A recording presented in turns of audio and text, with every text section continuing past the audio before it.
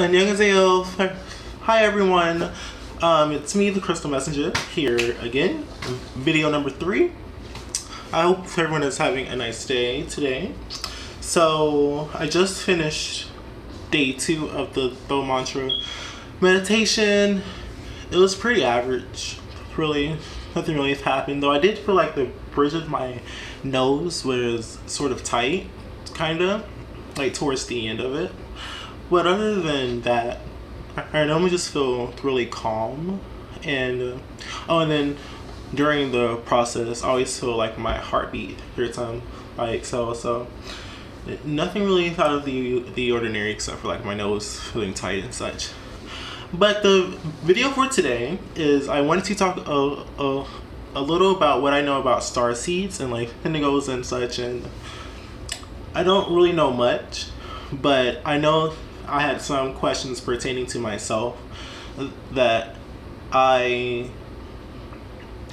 didn't really understand with the more widely known definition of a starseed or an indigo and things of that matter.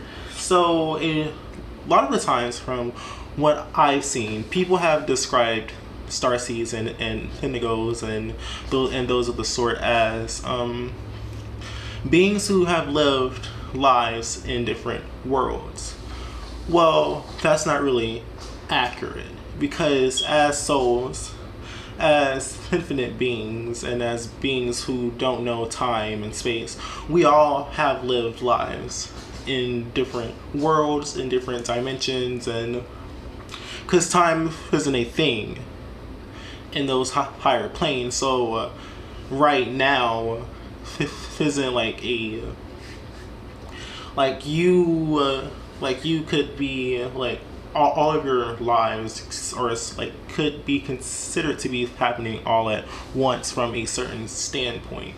So that's not really what a starseed is, because everyone has or is going to have many lives in different worlds. A starseed is an alien consciousness in a human body. And what I mean by that is, so imagine like a pure human soul. There's really no connection. There's no connection to like those other lives in that particular like soul. Like it's just plain human. And ET consciousness, something from like a higher dimension, say you're Pleiadian and you're sixth dimensional. So that sixth dimensional Pleiadian stuff, it's consciousness in a human baby. Basically, that's what I'm trying to say. That so a starseed is an alien consciousness in a human body. So when a human dies, or like a human soul dies, they go back to source or wherever they go. I'm not really big on that. Like, I'm told that they go back to source, but I'm not really sure the whole process of that.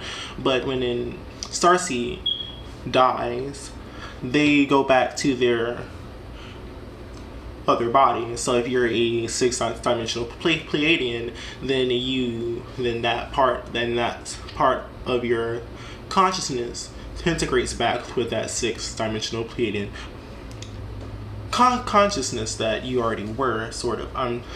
I wish I could explain this better, but it's basically a starseed dies and they go back to their original body, basically. So that's pretty much all. Oh, and then there's different like ways a starseed can come about. There's walk-ins where sometimes a person can go in an accident, and well, I will explain what a walk-in is first. So a walk-in is when one soul leaves a body and then they trade off with another soul, and this is all consensual, so it's not possession. Like, it's consensual. So that soul has done all it's wanted to do, so it gives that body and those memories and the mindset to another soul that walks in to that body and assumes that body's identity. So that's one way. So it can be a human soul leaves, and then a Pleiadian soul comes, or maybe one Pleiadian soul that was already a starseed leaves, and then another starseed soul comes in. You know, so it doesn't necessarily have to be human to starseed. It could be starseed to starseed, or human to human. That's just what a walk-in is, and that's just one way starseeds can come to Earth. And then there is soul braiding, and soul braiding is when there's two different souls or consciousnesses in one body, so sharing the same mind and memories and such. I'm not really too I don't really know other than I'm trying to explain this so it's more understandable. I'm not sure if I'm explaining this like to an understandable level, because it's not like a lot of people wouldn't notice that they have like two different, you know, souls, because, you know, they have the same memory. So it's like, unless you're like awakened, you know, you really wouldn't like know that you have two different souls, because you're kind of like, because they're together. So it's just like two souls together sharing the same body, the same memories, the same mindset. Maybe you'll notice that sometimes you're extremely direct, and you're very like forceful, and you speak your mind. And then you may notice that other times you're very gentle and kind. Well, yeah, kind, and you're more indirect than you are at other times. So that could be like an example of a soul braid. You know, it's just like, but it really just depends on the person and the souls and what those two souls necessarily are, because it may not be noticeable.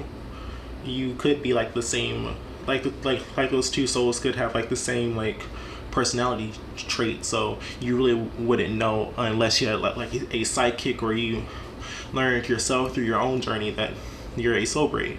And then there are soul forks, which is kind of what I was explaining in the beginning. It is a direct link. So you yourself, your soul, is part of that ET consciousness, that higher dimensional consciousness. So it's like, literally imagine this being having a fork and sticking it in the food, connecting. That's like the best way, if I can explain that. It's, you are that being, though that's not really a good example. But as I learn things, I'll probably make another video that I'll be able to explain it better to you guys. Right now, I just want to give you guys what I do know about soul braids and souls and star seeds, and because I know that me myself, I was confused, because I was like, when I learned that, you know, we're all infinite and we've all lived so many lives, so I was like, so doesn't that mean that in some way and somehow everyone's a starseed? And really, we all have the same goal. So starseeds aren't more special than a normal human, and vice versa. Everyone has their purpose. Everyone is learning. Everyone is experiencing. Some came to help, some came to grow. So, because I have seen it in like the spiritual community where there are a lot of like arrogant like starseeds and indigos, and there's no reason to be arrogant because you started from a higher standpoint. Though that can be interpreted differently, but we all have the same goal, and we all can come from the same source. We all chose to join these universal games, is what I'll call them, and just because you're higher, or it's just because you feel like you're higher in the game than someone else.